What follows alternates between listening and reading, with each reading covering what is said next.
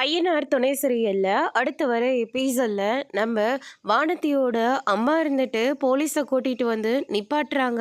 என்னம்மா இந்த இங்க எப்ப பாரு பிரச்சனையாவே வந்துட்டு இருக்கு, உங்களுக்குலாம் என்னதான் பிரச்சனை அப்படின்னு சொல்லிட்டு கேட்கவும், இதோ நிக்கிறானே மெக்கானிக்கு, இவன் என் பொண்ணை லவ் பண்றதா சொல்லி டார்ச்சர் பண்ணிட்டு இருக்கான். அதை நீ இனிமே என் தங்கச்சி பின்னாடி வரக்கூடாதுன்னு என் பையன் போய் கேட்டிருக்கான். அதுக்காக இவங்க எல்லாருமே போட்டு என் பிள்ளைய போட்டு அடி அடின்னு அடிச்சிருக்காங்க அப்படின்ற மாதிரி வந்து சொல்லிடுறாங்க.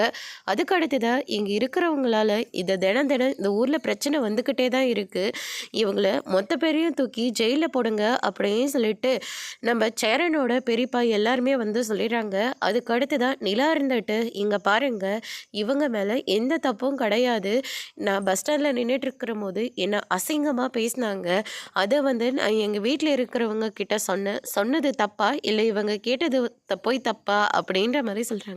தப்பே இல்லைன்னு சொல்லிட்டு வானதி வந்து நிற்கிறாங்க. இதோ நின்றுட்டு இருக்காங்களே இவன் என்னுடைய அண்ணன், இவங்களாம் என்னுடைய அப்பா அம்மா அப்படின்ற மாதிரி வானதி வந்து சொல்லிடுறாங்க. இதோ நிற்கிறாரே பாண்டியன், இவரை நான் லவ் பண்ணுறேன், இவங்கெல்லாம் லவ் பண்ணக்கூடாதுன்னு சொல்லி என்கிட்ட எவ்வளவோ சொன்னாங்க, ஆனால் இவங்களுடைய பேச்சை நான் கேட்குறதே கிடையாது. அதனால் என்ன பழி வாங்கிறதா நினச்சி இவங்கக்கிட்ட போய் பிரச்சனை பண்ணியிருக்கான்.